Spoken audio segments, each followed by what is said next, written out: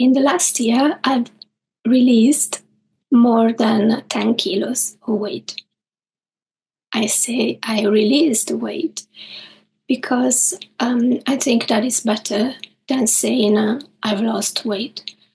Because when we want to lose weight, we use that word, losing, that normally we use for things we don't have anymore, but we want to get back. For example, if we lose a wallet, we want to get it back. So losing weight, that for many people it happens that they lose weight and then they gain it back. In the last year, I approached this thing from the point of view of wanting to be healthier and to have more energy and to be in a state where I love my body and the way my body works. And I had to start from loving my body at the beginning as well. And that's sometimes it takes lots of work for that. It starts from loving and accepting our body the way it is. And then having a goal to be healthier, to have more energy, to have more strength. For example, one of my goals physically is to be able to play with my children, to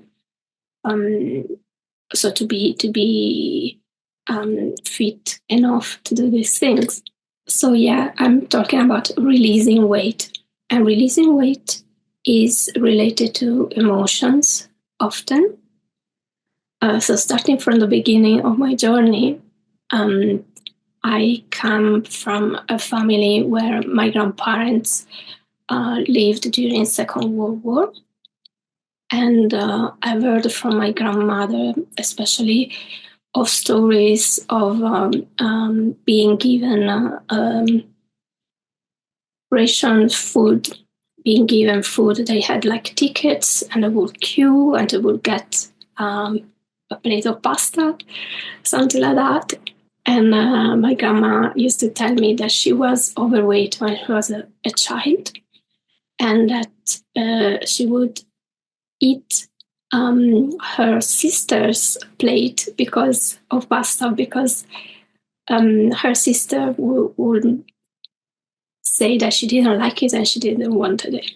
And so she would be, oh, okay, I'm going to eat it instead. So she would end up being overweight during the war.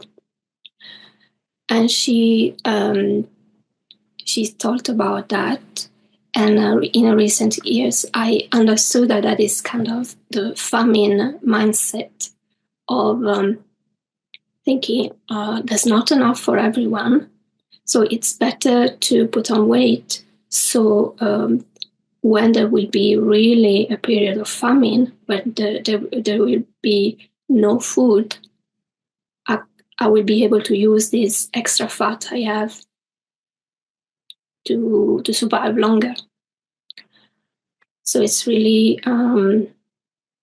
it's interesting because I think the first thing we associate fat with, like people who have extra weight, we associate it with luxury and with abundance often. And that comes from the royals, for example, for someone like Henry VIII, British king.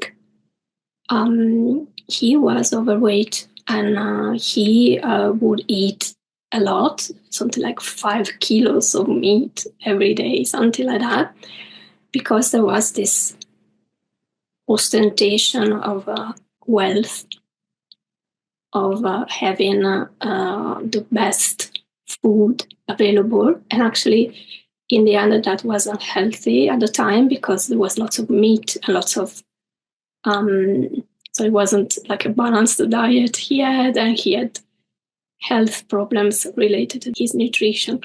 When I was a child, I was a little bit overweight. And then when I was a teenager, I released some weight when I was exercising regularly. So I had a couple of years in my about 18 to 20, something like that, where I was really feeling well physically, and I was feeling strong, and I was feeling like I was at my ideal weight. And ideal weight in Italy, we say peso forma is like a shape weight. So when you are in good shape. And I think this is a good way of saying it, like when we think we are in shape, like for ourselves, for that we have energy, and that we feel well in our clothes and all these things. Because when I am overweight, I feel like my clothes are too tight and I don't have enough energy and things like that. They are not the same as when I feel in shape. And then for me, it was like a pattern. When I was in a relationship after that, I put on weight.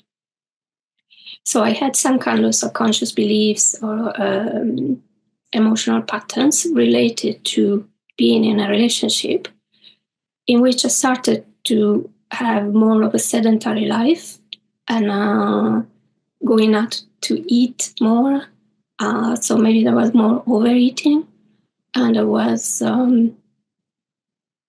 less exercising, less regular exercising.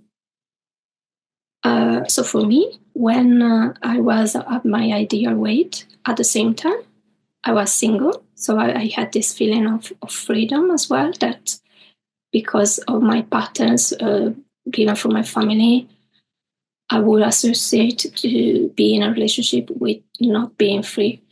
So that's something that I worked on recently, because I think we can be in a relationship and feel free. But if we have some patterns that say the opposite, if there's subconscious beliefs that say the opposite, we have to work on, we have to change them. And I would feel really happy and free. And at the same time, I would be at my ideal weight.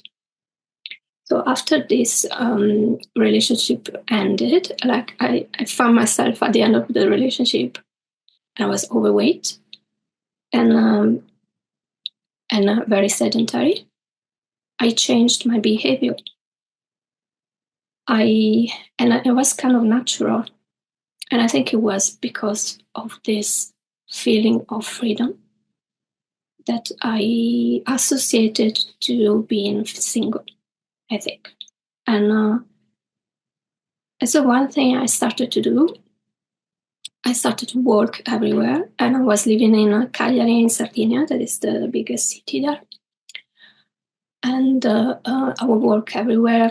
And I used to take the transports, and the transport, there was strikes, and there were not many transports around. They were not working properly. So I would really walk everywhere. And so that would be like working at least 2-3 hours every day. And there's hills in the center of the city. So I would go uphill and downhill, and I would really be strong, like I wouldn't be out of breath. I would really be used to go up and down the hills and to walk regularly. So really, I went back to my ideal weight naturally, just by doing the things I was doing normally, and changing in a way that I wasn't sedentary anymore, and I was naturally exercising, especially walking, and eating. With exercising, eating will kind of follow, and I will eat better, like a little bit healthier. But I wouldn't deprive myself of things I like. I will eat with gusto, let's say. I will really enjoy my food as well. And in recent years, I had my children, And after having my children, I kind of struggled to go back to the weight before the pregnancy. And one thing that happened after having my children, I really looked into nutrition, but I was really in a state of fear of I have to protect my children and we have to be all healthier. So I went vegan, and I think pretty fast I released quite a lot of weight, and I went back to about the weight I had after university. It was like a surprise for me because I wasn't measuring it. But at the same time, I wasn't feeling well. There was not that energy, and that fitness was not there. And there was a little bit of depression in the sense that I wasn't enjoying my food anymore, because every time I would prepare, it would be like, we can't eat this, we can't eat that. It was all in negative. It was all in fearing something, not enjoying our food. And actually, I went vegan and back. Eventually, I went completely back to eating every type of food. Being vegan wasn't good for me from an emotional point of view. I was doing it out of fear, and so I lost weight. But yeah, it was like losing weight, not releasing it. It was like I was in a state of fear. I wasn't enjoying my food, so I went back to eating everything, and the weight came back as well. So I was over 70 kilos for quite a while, and then I wasn't measuring myself either. I wasn't going on the scales to measure either. But it was something that once in a while I would think about, and I would think that I wanted to do something about, and I wanted to go back to that goal of I feel good in my body. I am the right weight for myself. I am at the weight where I feel in shape. Last year in January, I did a challenge that was organized by Dr. Mindy Pelz, who talks a lot about fast. She's an expert on fasting for women. And so I really started to look into her work. And last year in February, I started to measure my weight every 2 weeks, and measure my body, like, for example, around the arm, and I started to have a little bit of a routine. So with Dr. Mindy Pelz, what I did is that I did some fasting during the year, but really from a state of being out of survival.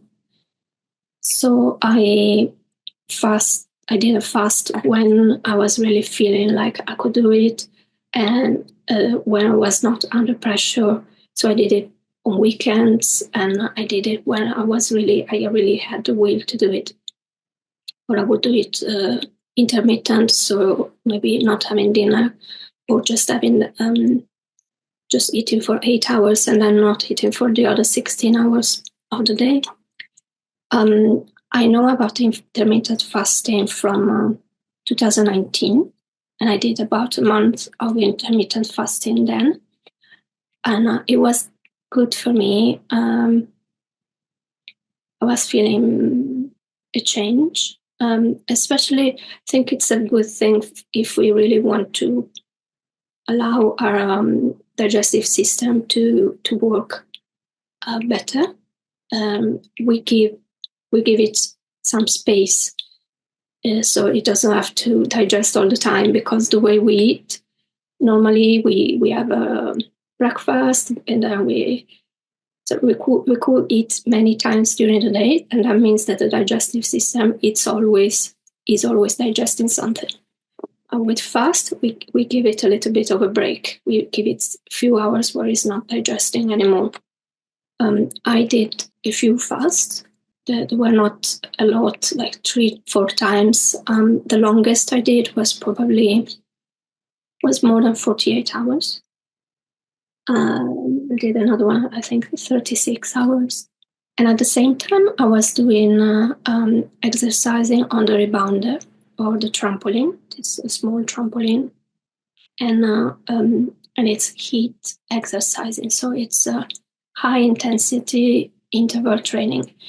And that's something else that Dr. Mindy says that it's a type of exercising that you can do even just a few minutes every day, at about 15 minutes.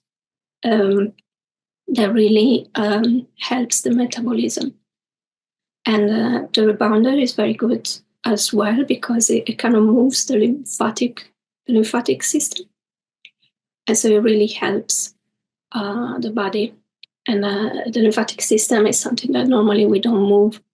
It's a little bit like our blood system. It's similar, but with our heart pumps our blood all around our body, and rebounding, we can pump the lymph around the body. We can move the lymph. It's a very good thing to do, the rebounder. So from February to December, I released 10 kilos. And that was little by little. It was a little bit of up and down. And it was a good thing as well to measure every 2 weeks, because there's not that pressure of, oh my God, how much do I weigh today? And the weight, it changes all the time. Like if I weigh myself in the morning, and I weigh myself again after lunch, there will be more weight. So it's not something that we have to stress about. We just, so if the fact of planning it and I say, okay, I'm just recording this day and this day, it takes the stress off the situation. And then recently I'm working a lot on releasing traumas, releasing patterns. I'm working with a friend, and she is helping me a lot. Her name is Francesca, and she uses clinical EFT. I was able to release recently the weight of secrets and the weight of lies.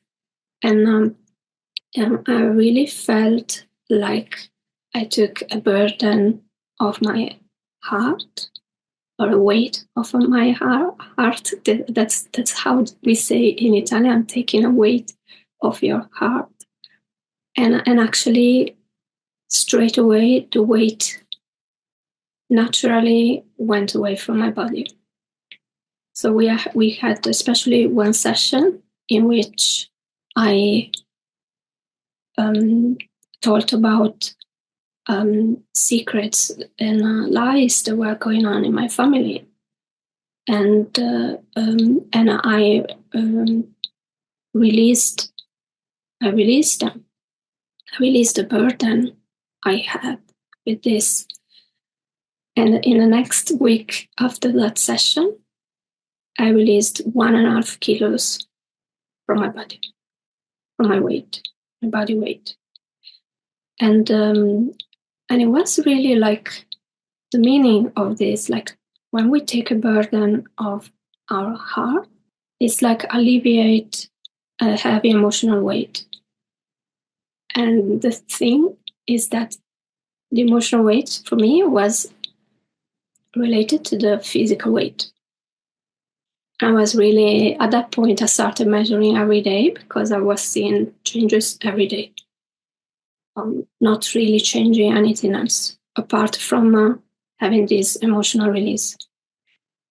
And for me, that was something that I've always felt that was weighting me. It was a weight for me emotionally. The fact that the people I trusted most, the people who were my family, who were the closest people to me, would tell me, but don't talk about that, or don't say that. You have to say this instead. And that was a big weight for me, because I don't know. I think I love to tell the truth, and I love to be truthful, to be open, and I was told by the people I love not to do that, not to be that, and that was a big burden for me.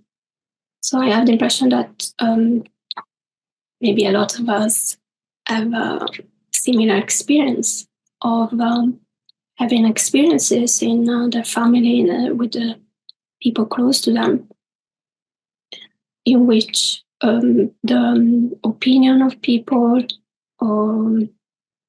is seen as very important, for example, and the opinion of authority.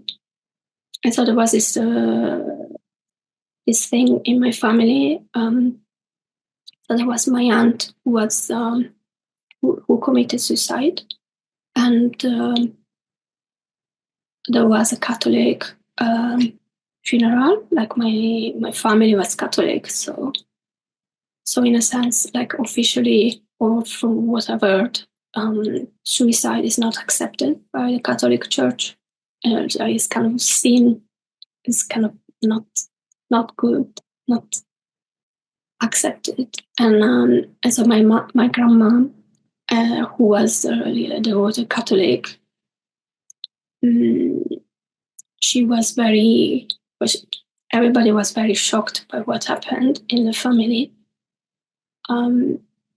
But what I remember, that she decided to say it was an accident instead, to have an official version of it as an accident. And so to tell us to say that, and that was a big burden for me, not to say the truth. And so that's something that